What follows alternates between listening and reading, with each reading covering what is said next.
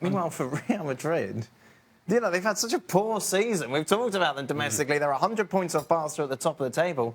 Yet, they're favourites to go through to the quarter-finals now, up against a team that many fancy to go and win the whole tournament. Yeah.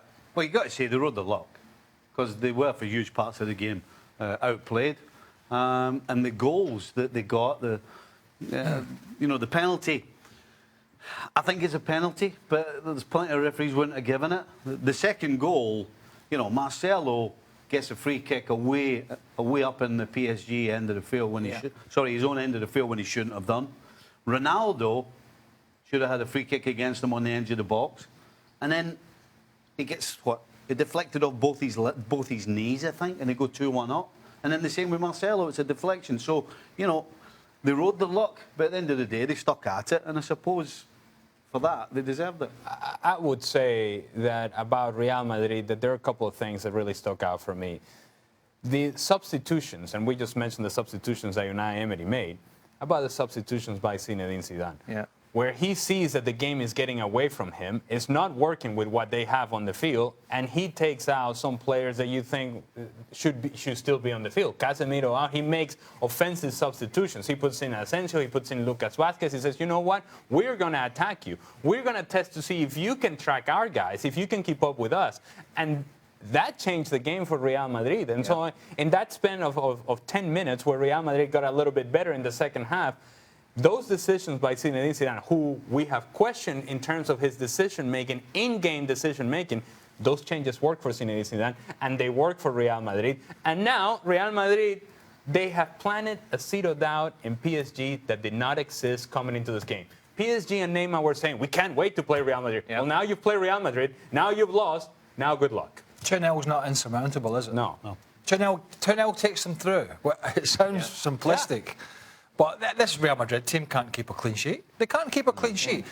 It's whether PSG can shut the door at the back as well, whilst trying to go forward. So, what are you doing? He's taking my notes away. Where do we stand on it's incredible if you look at Cristiano Ronaldo, another player that we've criticised heavily this season, rightly so. He's now got as many Champions League goals as he's got La Liga goals. You mentioned, maybe lucky. Of course, it was a bit of a knee bash and he gets the penalty, but he's still the man. He's still the one that's there. Yes. He's the reason that Real Madrid won 3-1.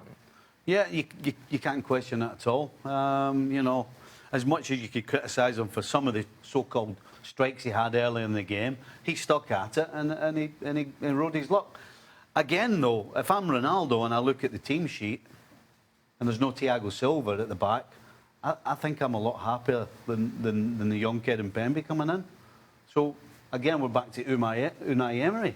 Did he make a mistake taking off Cavani? Did he make a mistake playing the young kid instead of playing Thiago Silva? And you'd have to say yes, because at the end of the day, the results tell the story, and losing 3 goals means that you've left your captain out and you've put yourself in a hole. This falls at Unai Emery's door.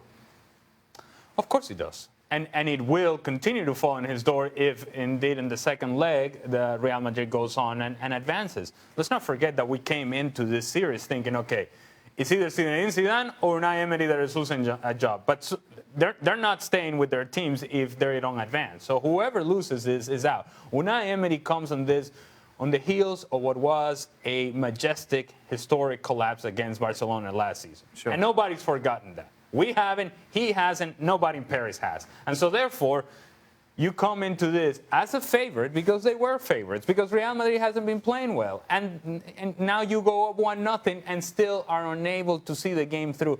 And I go back to a certain lack of character that I saw from PSG, understanding what the moment is like, what Champions League is like, and closing out a team that you have to make sure they're dead. Yeah. You can't just be poking them. You have to make sure they're dead.